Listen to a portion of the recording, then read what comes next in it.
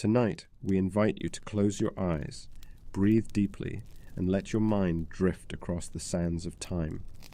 Together, we'll embark on a journey through the rise and fall of one of the most mesmerizing civilizations the world has ever known. Ancient Egypt, not a tale of wars and conquests, but a story woven from rivers and stars, from golden fields and sacred stones, from dreams that still whisper across desert winds. Settle into a comfortable position. Let the world around you fade. Allow the slow, timeless current of history to carry you gently into sleep. Our journey begins not in the bustling cities of pyramids and palaces, but in a wilder, older world. Long before kings and queens, before temples touched the heavens, before even the first stone was laid, we begin with the river, the Nile. Chapter 1. Dawn of the Nile. Breathe deeply. Imagine the world as it was tens of thousands of years ago. There are no cities. There are no roads. Only vast plains, great forests, and endless lakes, where today deserts stretch under a burning sun. The Nile winds its way northward, carving a green lifeline through a landscape of gold and stone. It is not yet the Egypt we know. The Sahara is alive, a land of grasses, of elephants and giraffes, of leopards lurking among the acacia trees, of great herds moving with the seasons. By the river's fertile banks, the first people arrive. Not yet Egyptians, wanderers, hunters, families following the river's rhythm. They live lightly on the land, gathering fruits, fishing along the reeds, chasing antelope across the open plains.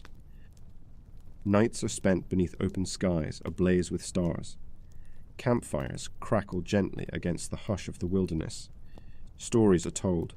Stories we will never hear, whispered in languages long since lost to time. For thousands of years, this life continues, a life woven with the river, tied to the gentle rise and fall of its waters. As centuries pass, the world begins to change. The rains grow fewer, the lakes shrink, the forests withdraw. The Sahara slowly becomes the desert we know today. But the Nile endures. Faithful, eternal, it continues to offer life to those who stay near its banks. It becomes more than just a river. It becomes the very heart of survival. The people adapt. They watch the seasons carefully. They move with the floods and the harvests. They build small shelters from reeds and clay. They learn to sow seeds in the rich black silt left behind after the river's flood. The first threads of a new life are woven, a life no longer of endless wandering, but of staying, of planting, of belonging.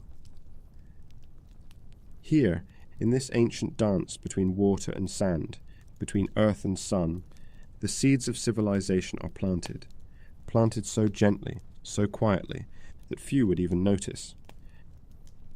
But in time, these small beginnings will blossom into greatness, into temples and tombs, gods and kings, stories and dreams. The river flows onward, and so too does the human spirit. Chapter 2. First villages and farmers, 6000 to 4000 BCE. The centuries pass, like the slow, endless drifting of the river itself. The world grows hotter, drier. The open savannas shrink back toward the horizon.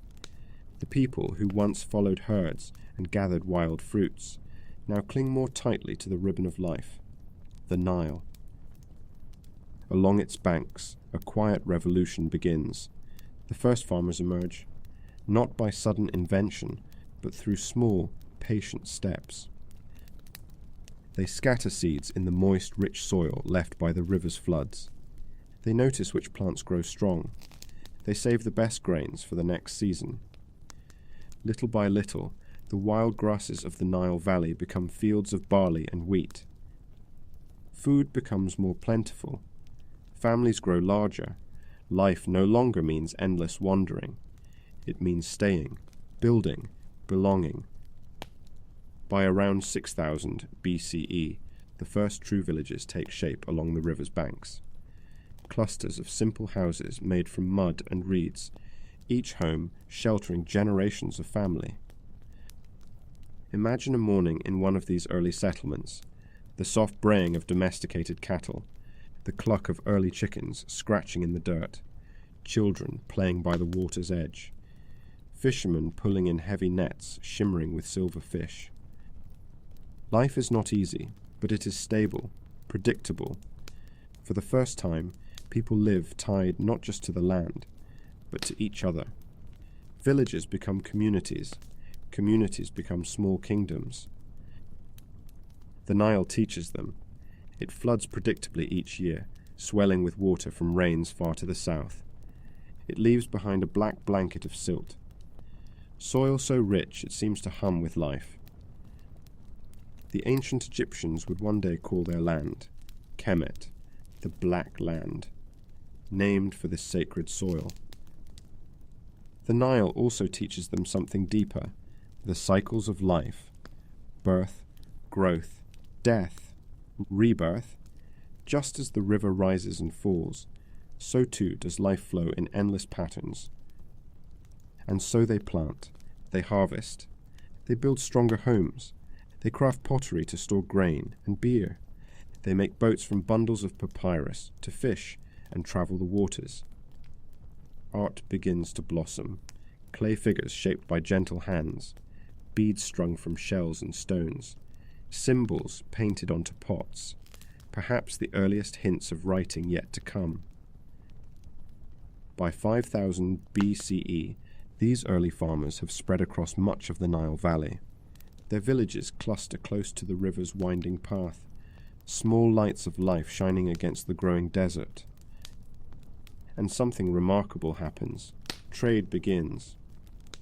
Shells from the Red Sea, obsidian from Ethiopia, turquoise from the Sinai, all find their way into these early communities. Gifts carried by boats, traded by travelers, linking distant lands. The Nile is no longer just a source of food, it is a highway of dreams. The seeds of Egypt's greatness are growing, not in conquest, but in quiet patience, in harvests, in stories told by firelight, in boats gliding over moonlit waters. The first true civilization is beginning to stir, and the river, faithful and eternal, whispers onward toward tomorrow. Chapter 3. The First Kingdoms of Egypt, Nakada Culture, 4000 to 3100 BCE.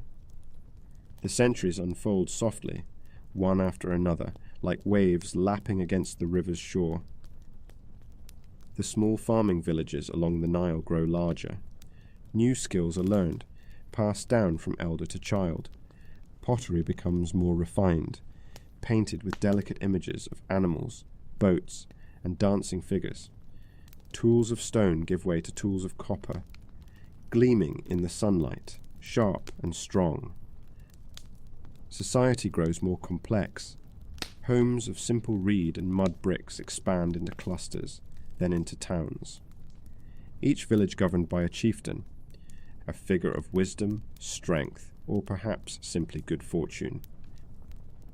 Around 4000 BCE, a profound transformation begins.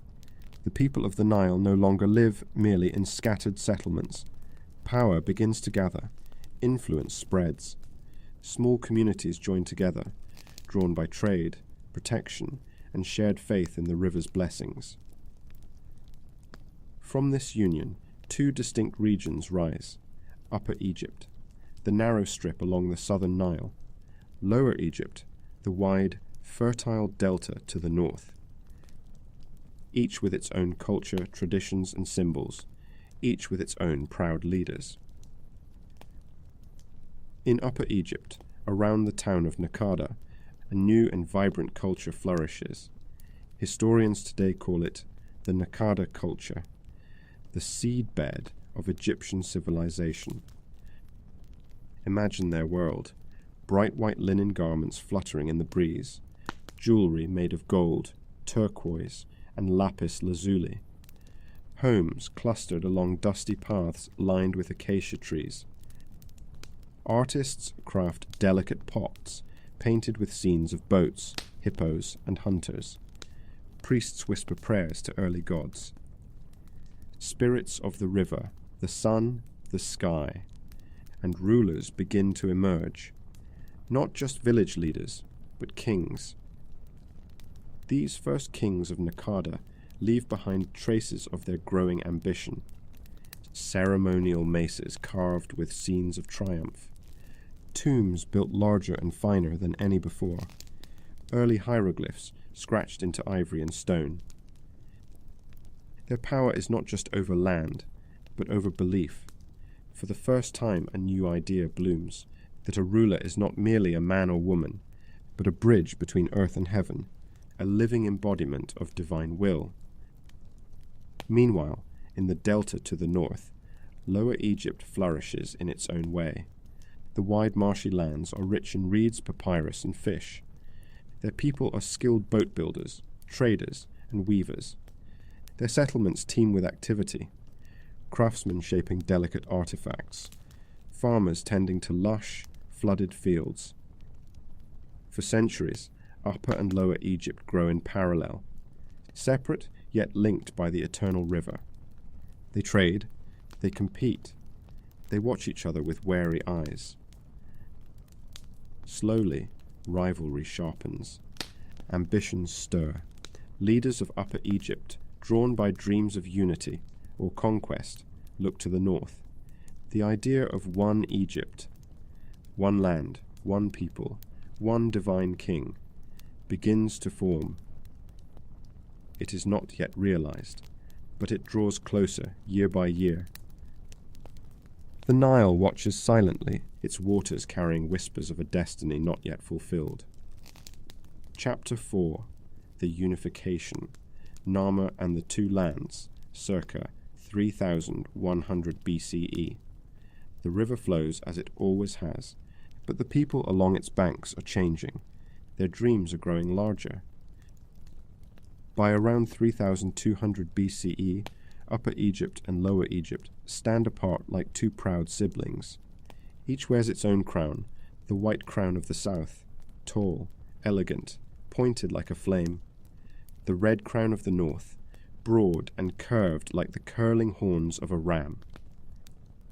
Each has its own gods, its own traditions, its own way of life. Yet the river connects them, and rivalry stirs beneath the surface. In the south, among the fertile fields and rocky cliffs of Upper Egypt, a powerful king rises. His name is Narmer, a figure half shrouded in legend, half rooted in the firm soil of history. Imagine Narmer, tall and commanding, his skin bronzed by the relentless Egyptian sun, his robes adorned with symbols of power.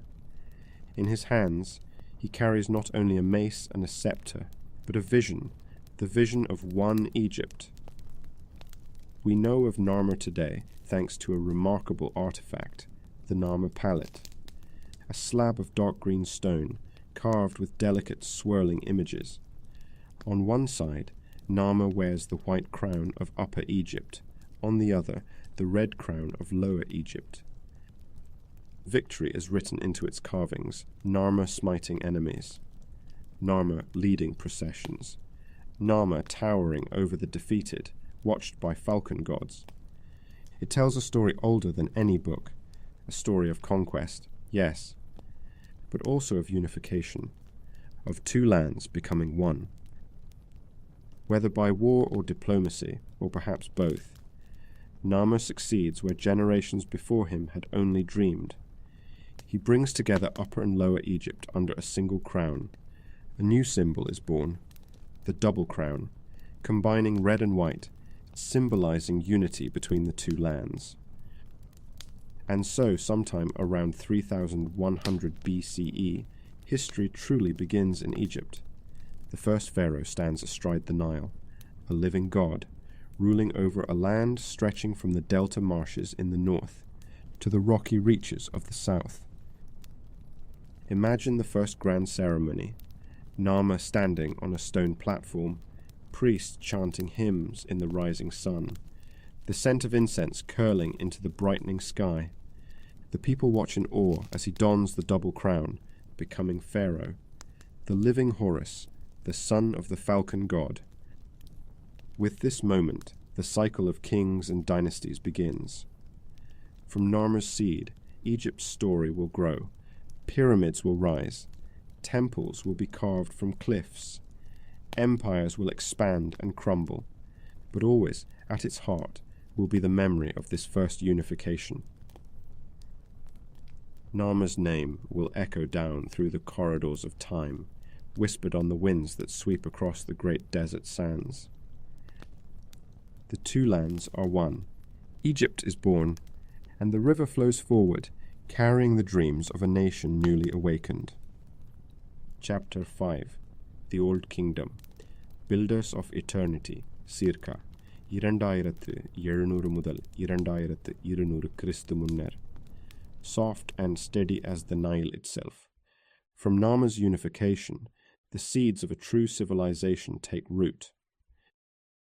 By around 2700 BCE, Egypt enters what later historians will call the Old Kingdom, the First Great Age, the First Golden Dawn. This is the time of the pyramid builders, an age when pharaohs are not simply kings, but living gods, their will extending across the two lands like the rays of the sun. Imagine the world then, a land bathed in light, the river splitting the desert into two green ribbons. Villages bustle with farmers, potters, and scribes. Grand processions move along avenues of palm trees. The scent of sweet myrrh and lotus fills the warm air. At the heart of it all stands the pharaoh, an unchallengeable force, a bridge between mortal life and the divine. The pharaoh does not rule for himself alone. He rules for Ma'at Dash, the sacred balance of order, justice, and harmony in the universe. One of the first great builders is Djoser, who reigns around 2670 BCE. Guided by his brilliant architect and high priest, Imhotep, he dreams of a monument more lasting than any before. Not a low mound of mud brick, but something new, something eternal. The result is the step pyramid at Saqqara, the world's first large-scale stone monument. Imagine standing before it, a stairway to the heavens, rising tier upon tier against the brilliant desert sky. Massive limestone blocks, chiseled with care, stacked in precise geometric perfection. Workers sing as they quarry and haul the stones. Priests chant prayers to the sun, god Ra. The step pyramid shines pale gold in the sunlight, a beacon of hope for eternity. Djoser's pyramid is not a tomb. It is a promise that the pharaoh will live forever, his soul ascending with the rising sun each morning. Inspired by this vision, later pharaohs reach even higher. Around 2600 BCE, under kings like Sneferu, new pyramids are built. Smooth-sided, shining monuments that touch the sky. Sneferu's architects experiment. The bent pyramid, its angle shifting midway, a beautiful mistake. The red pyramid, Egypt's first true, smooth-sided masterpiece. Then comes the greatest of all, at Giza, under the reign of Khufu, known to the Greeks as Cheops. The Great Pyramid rises. Picture it, over 2 million limestone blocks, each weighing as much as a small car, set so precisely that even today, no blade of a knife can fit between some stones. The Great Pyramid soars nearly 150 meters into the air. For nearly 4,000 years, it will remain the tallest structure ever built by human hands. Beside it stand the pyramids of Khafra and Menkaure, and the eternal guardian of the plateau, the Great Sphinx. A lion's body, a king's face, gazing silently across the desert sands. But the Old Kingdom is not just stone and splendor. It is the age of brilliant craftsmen, artisans carving delicate alabaster vessels, scribes recording prayers and laws on fresh papyrus scrolls, priests tending to the grand temples where gods and men commune. Society is well ordered. Each person has a place. Farmers till the fields and give part of their harvest to feed temple workers and laborers. In return, they are protected by the Pharaoh's mighty hand, his armies, his laws, his connection to the divine. It is an age of stability, wealth, and grand dreams. The Nile floods predictably. The gods are honored. Life follows an eternal, comforting rhythm. And yet, even golden ages are not immune to change. As centuries pass, the cost of the great projects grows heavy. Local nobles grow in power, managing their regions with increasing independence. The river's floods, once so reliable, begin to falter. By around 2200 BCE, the Old Kingdom begins to waver. Whispers of unrest stir along the Nile. The centralized power of the pharaoh weakens. Egypt begins to fracture. But even as political unity fades, the monuments of this age endure. The pyramids stand. The temples hold their mysteries. The ideals of Ma'at, order, balance, harmony, remain etched into the heart of Egypt. The great age may dim for a time, but the soul of Egypt shines on, awaiting its next rebirth beneath the eternal stars. Chapter 6. The First Intermediate Period. Chaos and Survival. Circa 2200 മുതൽ 2050 ക്രിസ്തു പിറപ്പ് മുன்னர். Even the strongest river can be choked by sand. Even the brightest star can be hidden by cloud. As the Old Kingdom fades, Egypt enters its first great trial. Historians call this time the First Intermediate Period, but to the people living it, it must have felt like the slow unraveling of the world they had always known. Around 2200 BCE, the ancient rhythms falter. The Nile's floods become unpredictable, sometimes failing entirely, leaving fields cracked and barren under a pitiless sun. With poor harvests comes hunger. With hunger comes unrest. The great centralized government that once built pyramids now struggles to feed its people. Pharaohs, once distant and divine, lose their sacred aura. Nobles and governors, the nomarchs, rise in power across the provinces. Egypt splinters. Imagine a land without a single ruler, towns and villages turning inward, guarding their own harvests, trusting no voice but their own. Small kings emerge, ruling from crumbling palaces. Lords of Upper Egypt clash with lords of Lower Egypt. The once united two lands are torn into many. And yet, life goes on. Even in hardship, the Egyptians endure. In small towns along the Nile, farmers continue to sow seeds and harvest what they can. Artisans continue to shape pottery and weave linen. Priests continue to whisper prayers to Ra, Osiris, and Isis, hoping to call the Nile back to life. In this time of darkness, a new voice rises, the voice of the common people. Texts from this period, like the admonitions of Ipuwer, lament the chaos. The river is dry, its banks cracked with hunger. The beggar owns treasure, and the noble goes hungry. Yet even in these laments there is hope, a belief that balance, Ma'at, can someday be restored.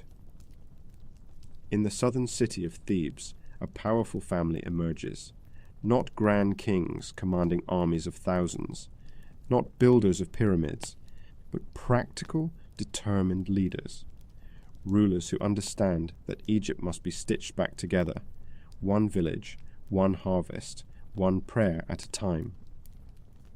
Chief among them is a man named Mentuhotep, a king of Thebes, patient, resilient.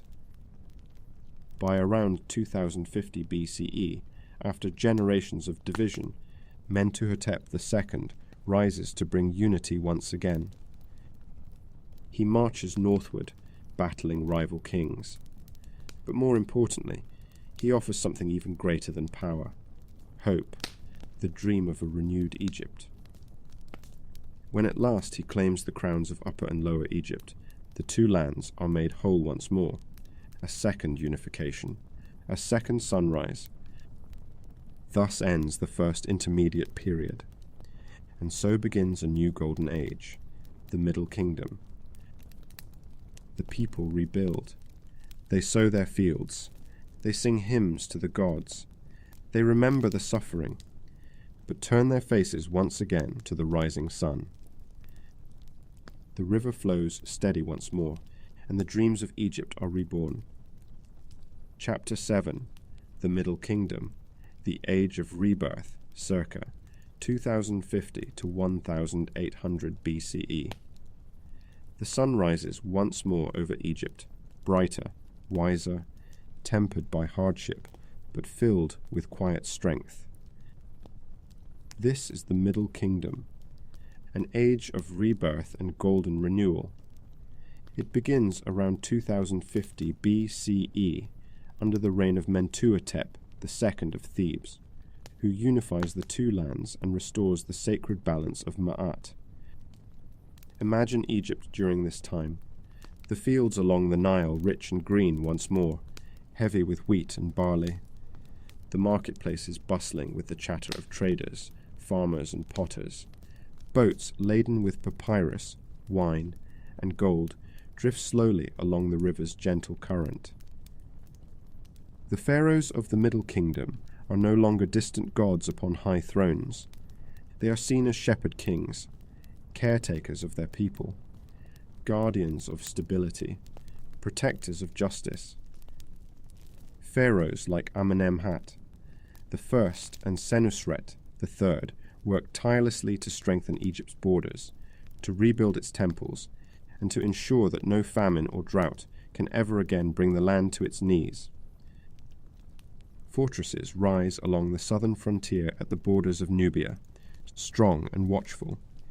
Expeditions sail down the Nile and across the deserts, seeking gold, incense, and rare gems. Trade flourishes with lands beyond the Red Sea and the Levant. Egypt's wealth grows. In these prosperous times, art and literature blossom. The Middle Kingdom becomes a time not of grand monuments alone, but of poetry, wisdom, texts, and storytelling.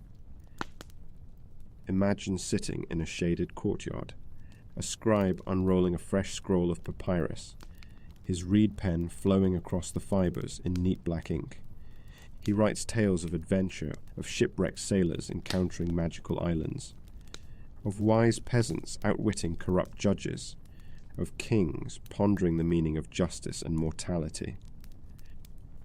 The famous tale of Sinuhe is born in this time, the story of a court official who flees Egypt, wanders the deserts, lives among foreign tribes, and longs with all his heart to return to the sweet soil of his homeland. Art, too, changes during this age. Statues and reliefs show pharaohs not as perfect, distant gods, but as strong, aging humans, wrinkled, wise, filled with the burdens of leadership. There is a new humility in the air, a new sense of empathy. Temples are rebuilt, larger and more beautiful than before.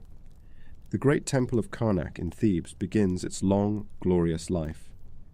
Obelisks rise like needles of stone, catching the first rays of sunrise in brilliant flashes of gold.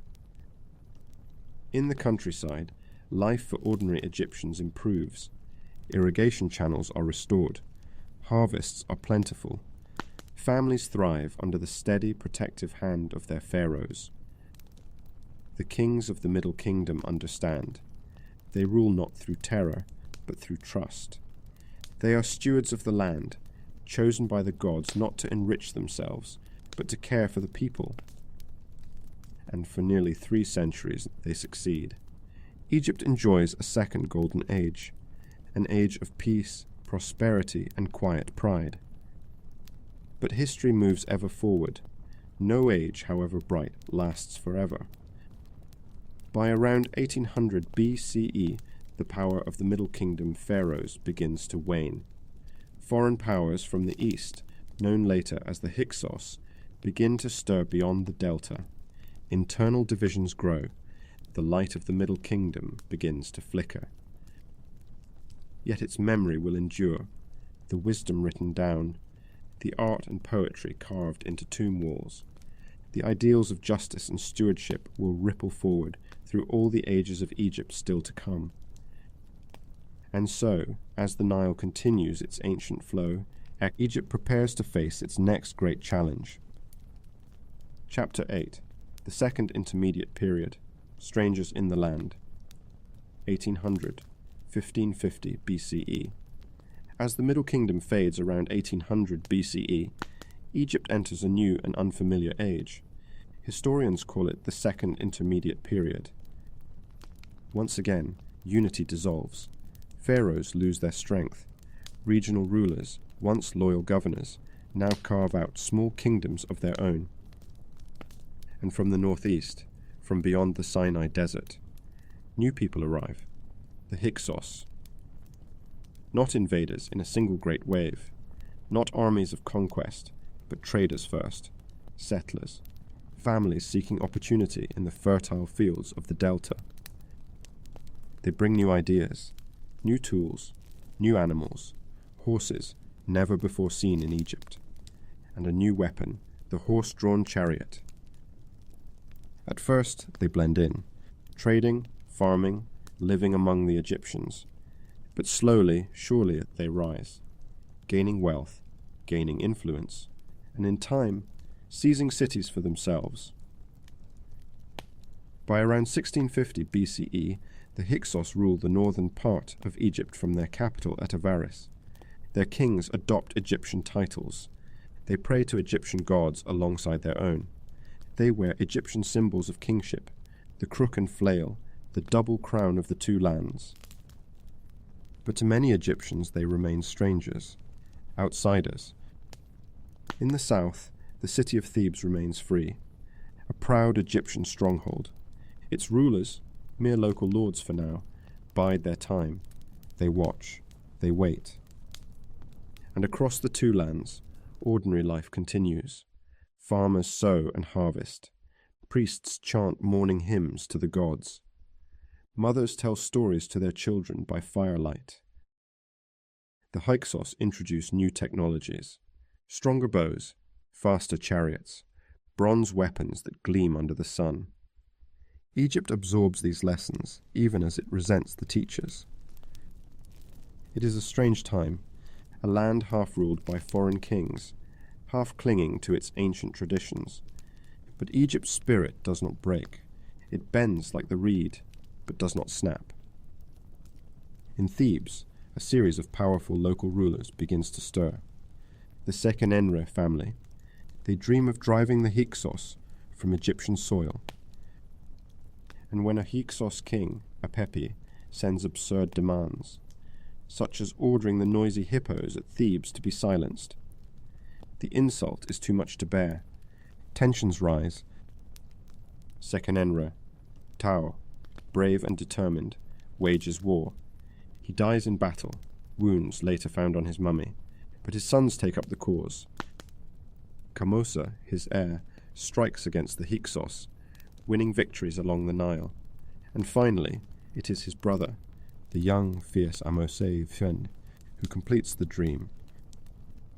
Around 1550 BCE, after years of struggle, Ahmose captures Avaris. The Hyksos are driven out. Egypt is free once more. The Theban kings, hardened by years of conflict, are stronger than any pharaohs before. And they are ready, not merely to rebuild, but to build something grander than ever before. Thus, with the dawn rising over a liberated Nile, Egypt steps into its greatest era yet, the glorious, unstoppable New Kingdom. Chapter 9.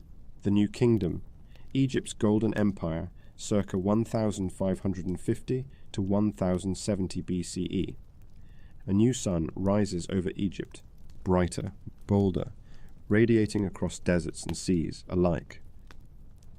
This is the new kingdom, Egypt's golden empire, a time of wealth, exploration, and towering greatness.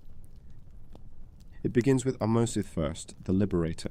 In 1550 BCE, he drives the Hyksos from Egypt and restores the two lands under Theban rule. He rebuilds temples.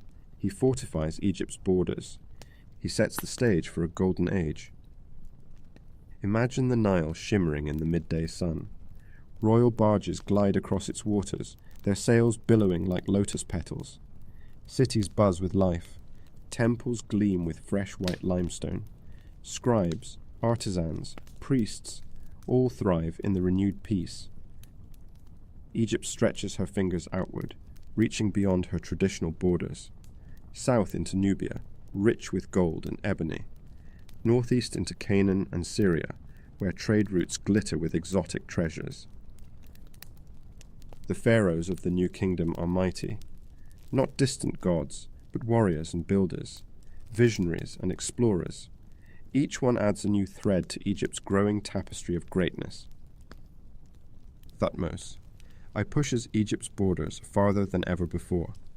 Thutmose III, known later as the Napoleon of Egypt, leads armies across Asia, winning battle after battle, bringing home treasures and tribute that make Egypt the wealthiest land on earth. And standing among these mighty kings is a woman, one of Egypt's greatest, Hatshepsut. Hatshepsut, daughter of Thutmose I, steps beyond the traditional role of queen. She dons the ceremonial beard of the pharaoh. She orders great temples built, most famously her breathtaking mortuary temple at Deir el-Bahri, carved into the cliffs at Thebes. Under her reign, Egypt knows peace and prosperity. Trade flourishes. Ships return from distant lands like Punt, bearing incense, ivory, and exotic animals. Imagine a grand fleet returning to Thebes, ships heavy with treasures, the riverbanks crowded with cheering citizens, the air filled with music and the scent of burning myrrh. After Hatshepsut's death, her name is nearly erased by successors, but the stones remember, and history remembers. Later comes Amenhotep III, who builds Egypt's grandest temples and celebrates 3 royal jubilees, living symbols of his power and divine favor. His reign is a time of opulence, colossal statues towering over temple courts, jewels sparkling in the sun, diplomats from Babylon and Mitanni sending gifts across deserts and mountains. But then a curious figure rises, Akhenaten. Akhenaten, once Amenhotep IV, challenges Egypt's ancient faith. He declares that there is only one true god, the sun disk, Aten. He builds a new capital, Akhetaten, in the desert, far from the traditional temples. His reign is peaceful, yet strange. Art changes. Figures are shown more naturally, even tenderly. Pharaohs are no longer perfect symbols of might, but human beings, frail, loving, complex. After Akhenaten's death, Egypt returns to the old ways. The boy king Tutankhamun, barely 9 years old, restores the worship of Amun. Though Tutankhamun dies young, his tomb remains hidden for centuries, undisturbed by robbers. In 1922, when archaeologist Howard Carter uncovers Tutankhamun's burial chamber, the world is stunned. Golden death mask, jeweled sandals, chariots, games, and perfumes preserved in the desert darkness. A window into a vanished world. But Tutankhamun's death is not the end. Egypt's greatness surges once more under Ramses II, known to later generations as Ramses the Great. Ramses rules for more than 60 years, a lifetime of glory. He builds cities, temples, and colossal statues. He signs the world's first known peace treaty with the Hittites after the Battle of Kadesh. Imagine standing before the great temples of Abu Simbel, 4 colossal seated figures of Ramses, carved into living rock, their gaze calm and eternal, watching over the Nile for all time. Egypt reaches the height of its power. From the mountains of Nubia to the shores of the Mediterranean, Egypt is the shining jewel of the ancient world. But all golden ages fade. Ramses' successors are not as strong. Foreign pressures mount. Internal struggles sap strength. By around 1070 BCE, the new kingdom slowly collapses. The world grows more complicated, more dangerous. Egypt, though still proud and wise, begins to slip into shadows once again. But the memories endure, the colossal statues, the glittering tombs, the whispered prayers drifting through silent temples.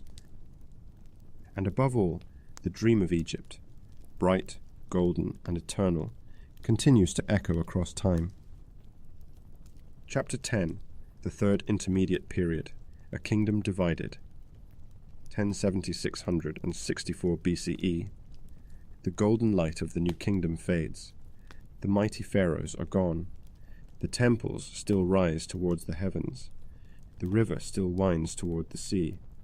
But Egypt, once a shining jewel, is now dimmer. We enter the Third Intermediate Period, a time of division, uncertainty, and quiet resilience. After the death of Ramses the Pen, around 1070 BCE, the old unity unravels. The two lands fracture once more. In the north, a line of kings, known as the 21st dynasty, rules from Tanis, a city near the delta. In the south, at Thebes, the high priests of Amun wield true power. Egypt is no longer one kingdom, but two souls, separated yet beating together. Still, life continues. Priests chant their hymns to Amun. Farmers tend their fields along the riverbanks. Children learn their letters under the shade of sycamore trees. But the world beyond Egypt is changing. New peoples rise along the Mediterranean. The Phoenicians, the Aramaeans, the growing cities of Canaan. Foreign influences begin to trickle in. New languages, new gods, new ambitions. In Egypt, different families vie for control. Libyan chiefs, once hired as mercenaries, settle in the delta. They marry into Egyptian nobility. They found new dynasties, the 22nd and 23rd dynasties. Kings like Shoshenq-Pun, later remembered as Shishak in the Bible, rule a patchwork land. But no pharaoh commands all of Egypt now. The delta lords rule the north, the priests rule the south, and in the Nubian southlands, yet another kingdom grows strong. The kingdom of Kush. In Thebes, the temple of Karnak expands.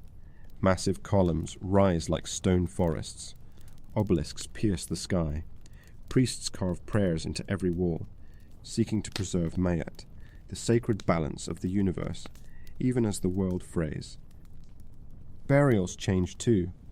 Instead of great pyramids or hidden tombs in the Valley of the Kings, the nobles of this age are buried in simple stone sarcophagi, hidden within modest tombs. They cling to the old rituals, but resources are scarcer. Faith remains. Splendor fades. And yet, even in this dimmer time, brilliance flickers. The Egyptian people remain proud, ingenious, deeply spiritual. They adapt, they endure. In the 8th century BCE, across the deserts to the south, the Nubian kings of Kush, black-skinned and proud, see Egypt's weakness. They are not foreigners to Egyptian culture.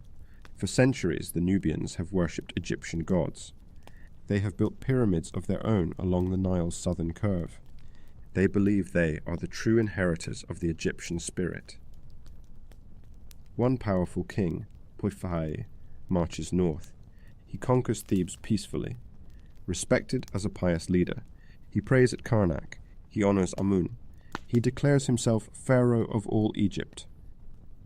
Thus, the 25th dynasty is born, the dynasty of the Black Pharaohs. Rulers like Pie, Shabaka, and Taharka strive to reunite Egypt under a single crown.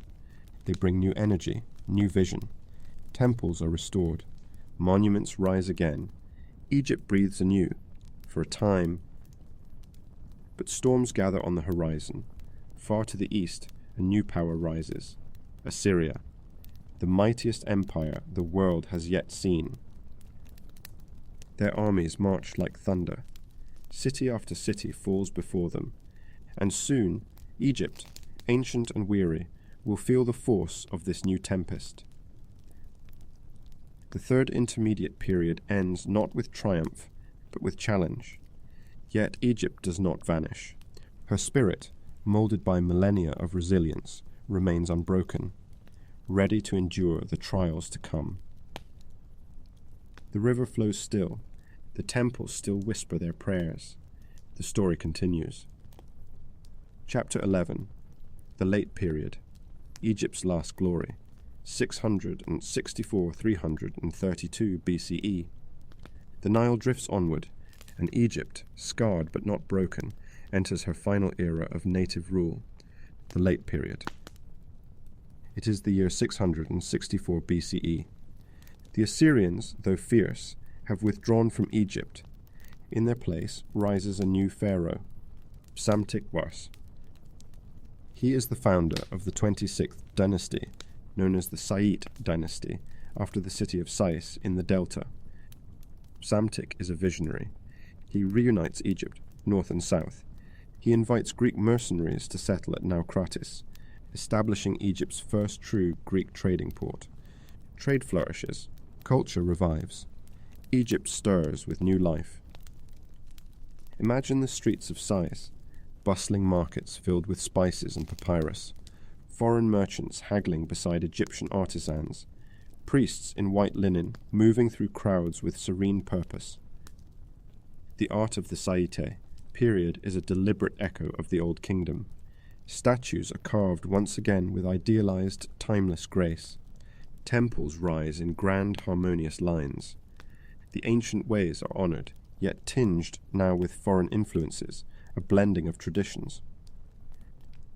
Egyptian scribes, once again, paint delicate hieroglyphs along temple walls. Tales of Horus and Isis, Osiris and Ra, continue to dance across polished limestone. The old gods live still, yet the world presses closer. The eastern Mediterranean is no longer a distant neighbor, but a web of rising powers. In 525 BCE, a new conqueror arrives, Cambyses II, king of Persia. At the Battle of Pelusium, the Egyptians fall. Cambyses crowns himself pharaoh. Egypt, proud and ancient, becomes part of the vast Persian Empire. But Egypt's spirit is not so easily subdued.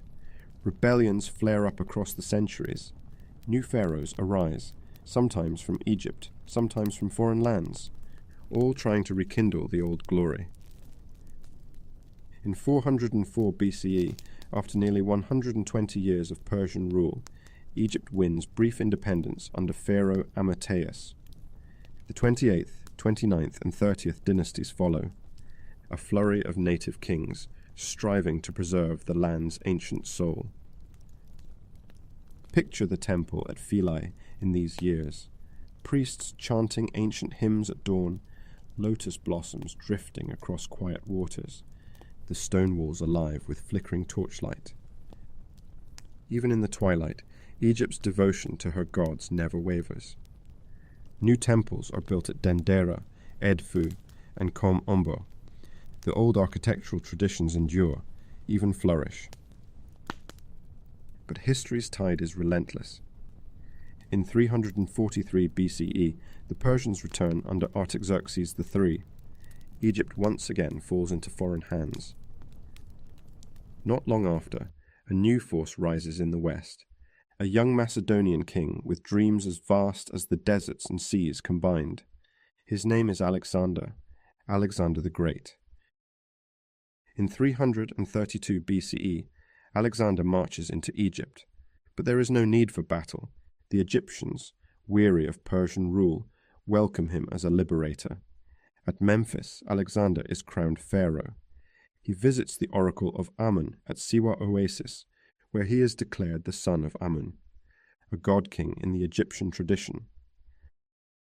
And thus, after 3,000 years of native rule, Egypt's destiny becomes intertwined with the world beyond her deserts. The late period ends not with collapse, but with transformation. Egypt remains herself, proud, ancient, resilient. But now she stands at the crossroads of the Greek, Persian, and eventually Roman worlds. Her temples will echo with foreign tongues. Her gods will share their altars with new deities. Her river will carry different banners on its currents. Yet beneath it all, the old heartbeat of Egypt endures, steady as ever, whispering through time. Chapter 12.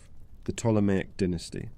Greeks on the Nile, 332-30 BCE. The year is 332 BCE. A warm wind stirs the sands. The Nile gleams beneath a pale sun.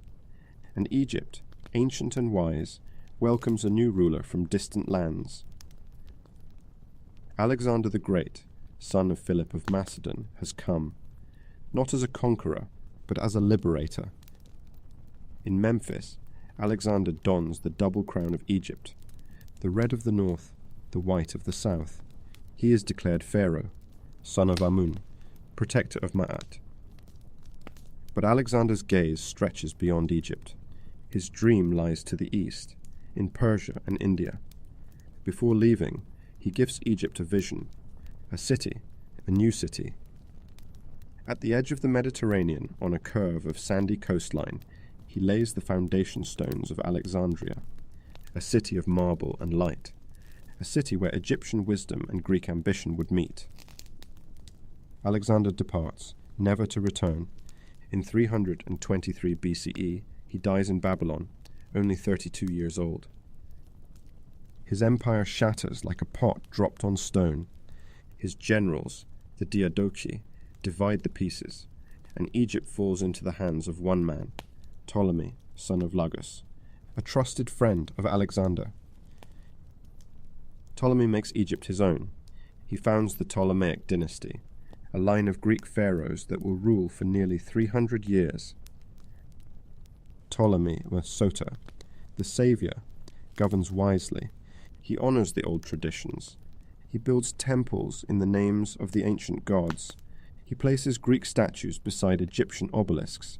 He rules not by destroying the past, but by weaving it into something new. And Alexandria, Alexander's dream, becomes a living marvel. Its wide boulevards are lined with marble colonnades. Its harbours bristle with ships from every corner of the known world. At the water's edge rises the towering lighthouse of Pharaohs, one of the 7 wonders of the ancient world. Its beacon of flame and polished bronze mirrors shines for sailors miles out at sea. In the heart of the city stands the great library of Alexandria, a temple of learning. Scholars from Greece, Egypt, India, and beyond gather here. They translate, they debate, they dream. It is said the library held over 400,000 scrolls, the wisdom of centuries bound in fragile papyrus. The Ptolemies reign over a thriving kingdom, but beneath the marble and gold, tensions flicker. The Greeks rule, the Egyptians endure, 2 cultures, side by side, never fully one. The Ptolemies, too, are often at war, brother against brother, sister against sister. Intrigue coils through the palace like a hidden asp. And yet, in these centuries, some of the most extraordinary figures emerge. Ptolemy II Philadelphus, a patron of arts and sciences. Ptolemy III Euergetes, who expands Egypt's reach into Syria. Cleopatra II and Cleopatra III, queens who hold power in their own right. Egypt remains a beacon of culture and learning. Greek philosophers walk the shaded halls of Alexandria's libraries. Egyptian priests chant in the great temples of Karnak and Philae. Merchants cross deserts and sail the Nile with goods and gossip. Life hums on. But as centuries pass, the world beyond grows restless. In Italy, a new power rises, Rome. The Romans, pragmatic and ambitious, set their sights on the wealth of Egypt. They watch, they wait, they scheme. In the 1st century BCE, the Ptolemaic dynasty, once mighty, has weakened. Pharaohs come and go, often mere pawns in Roman games. Egypt teeters between independence and becoming another Roman province. And then, at the dusk of this long dynasty, a final brilliant flame appears.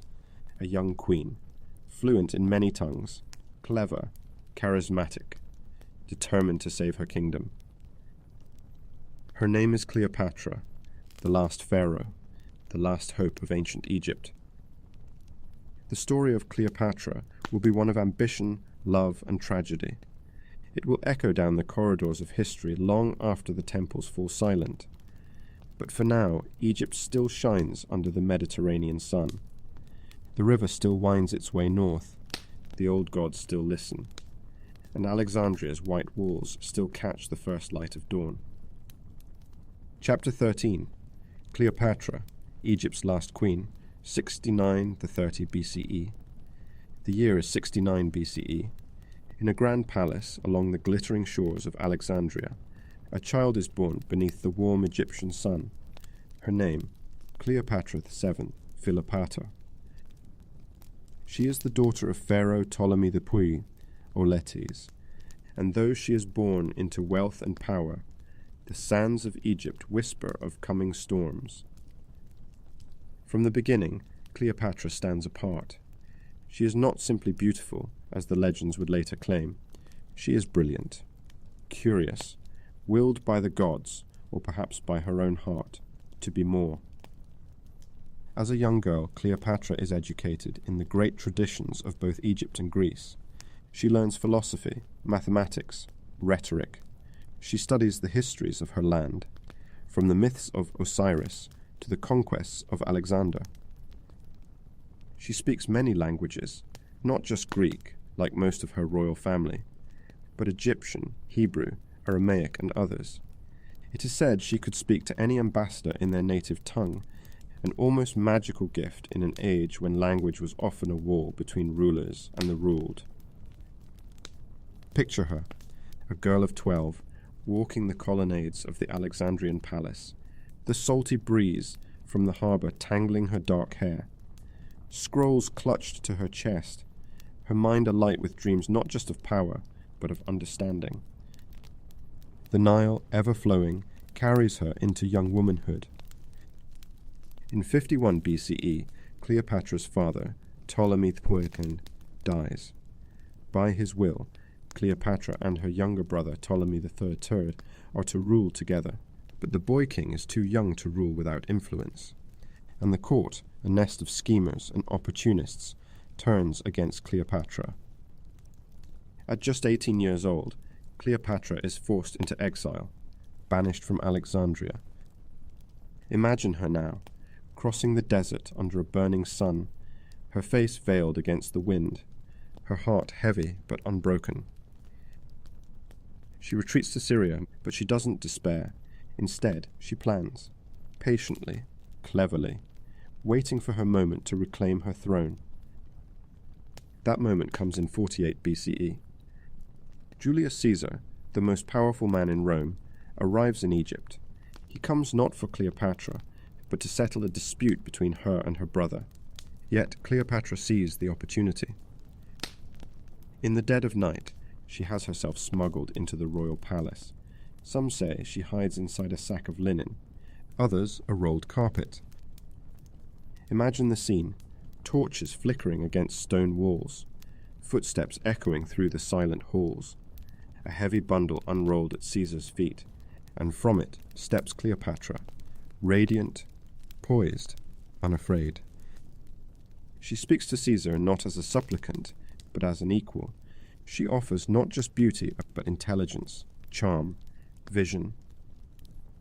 Caesar, battle-hardened and shrewd, is enchanted. He agrees to support Cleopatra's claim to the throne. A civil war erupts. Cleopatra's brother, Ptolemy III, rallies forces against her. Fierce battles rage in Alexandria. The great library burns, a tragedy whispered of through the ages. But in the end, Cleopatra triumphs. Her brother drowns in the Nile while fleeing battle. Cleopatra ascends the throne once more, this time with her younger brother Ptolemy XIII as a figurehead beside her. Shortly after, Cleopatra and Caesar become lovers. In 47 BCE, she bears him a son, Caesarion, Little Caesar. Her hopes for Egypt, and perhaps for a place alongside Rome itself, burn bright. In 46 BCE, Cleopatra travels to Rome. She dazzles the city. Romans, wary yet fascinated, marvel at her presence. Her golden barge sails up the Tiber. Her perfumes drift through marble corridors. But dreams die swiftly in the streets of power. In 44 BCE, Julius Caesar is assassinated on the Ides of March. The world shifts again. Cleopatra flees back to Egypt, her son in tow. There she reigns alone, shrewd and unbowed, even as chaos consumes Rome. From the wreckage of civil war emerges a new figure, Mark Antony, a soldier, a statesman, a man of ambition and appetite. In 41 BCE, Antony summons Cleopatra. He needs her wealth to fund his campaigns. She answers with theatrical brilliance. Picture her royal barge sailing up the Cydnus River, sails dyed purple, oars of silver, the air thick with the scent of incense. Cleopatra reclines beneath a golden canopy, dressed as Isis herself, surrounded by attendants playing soft music. Antony is utterly captivated. Their meeting kindles a partnership, political and romantic, that will shake the world. Together, they share feasts and festivals. They dream of empires spanning east and west. Cleopatra bears Antony 3 children, Alexander Helios, Cleopatra Selene, and Ptolemy Philadelphus. But Rome does not forget, nor forgive. Octavian, Julius Caesar's adopted son, turns public opinion against Cleopatra. He paints her as a sorceress, a foreign queen who has bewitched Antony. War is declared. The final act begins. In 31 BCE, at the Battle of Actium, Antony and Cleopatra's forces are defeated. They flee to Alexandria. As Octavian's legions approach, Antony falls on his sword. Cleopatra, heartbroken yet composed, prepares for the end. She refuses to be paraded in chains through the streets of Rome. She chooses her own fate. In her private chamber, amid the scent of lotus and incense, she presses an asp, the sacred Egyptian cobra, against her skin. The poison takes her swiftly. On August 12th, 30 BCE, Cleopatra dies, just 39 years old. Her son, Caesarion, is captured and killed. Egypt falls into Roman hands. The age of the pharaohs ends. But Cleopatra's spirit endures. In poetry, in paintings, in the whispered dreams of those who gaze out across the Nile at sunset and remember. She was the last queen of the Nile, the last voice of an ancient world, the final light before the long night. Chapter 14, Roman Egypt, Alexandria under the Caesars, 30 BCE, 395 CE. The year is 30 BCE. The sun rises over Alexandria, but the city feels changed. The banners of Rome now flutter from its towers. The double crown of Egypt, red and white, is placed aside, and in its place, the eagle of Rome watches over the Nile. Egypt has become a province, a jewel in the glittering empire of Augustus, the man who was once Octavian, the conqueror of Cleopatra. Yet, if you walk the streets of Alexandria now, you would still hear the call of merchants selling their wares, still smell the sweet incense drifting from temple doors, still see the pale marble glinting in the afternoon sun. Life continues. Egypt endures. Augustus rules wisely from afar. He knows Egypt is no ordinary prize. Its grain feeds Rome, its temples inspire awe, its traditions stretch back to the dawn of time. And so, Augustus treads carefully. He keeps Egypt under his personal control, placing a Roman governor, the prefect of Egypt, in Alexandria, but allowing many Egyptian customs to continue. The priests still chant to Isis and Osiris. The farmers still mark the seasons by the river's rise and fall. The library, though wounded by past fires, rebuilds its collections. Scholars gather once more. Philosophers debate in the shaded gardens. Mathematicians chart the stars overhead. Physicians study anatomy and herbs, advancing knowledge that will echo into future ages. In these early Roman years, Alexandria shines brighter than ever. It is the second city of the empire, rivaled only by Rome itself. A crossroads of cultures, a meeting place of ideas. Imagine wandering its streets, hearing Greek spoken in one marketplace, Egyptian in the next, passing temples to Egyptian gods standing beside Roman statues of Jupiter, watching ships arrive from Spain, Gaul, India, Nubia, their hulls heavy with gold, glass, ivory, and silk. By night, the lighthouse of Pharos still sends its beam across the darkened sea, guiding weary sailors home. Yet change, slow and steady, is in the air. The old religions, the worship of Isis, of Horus, of the sacred river, still hold sway. But Rome brings its own gods, Jupiter, Mars, Venus, and soon a new faith quietly takes root. Christianity. At first, it is a whisper, small gatherings in shadowed rooms, a fisherman telling a merchant, a mother whispering prayers over her child.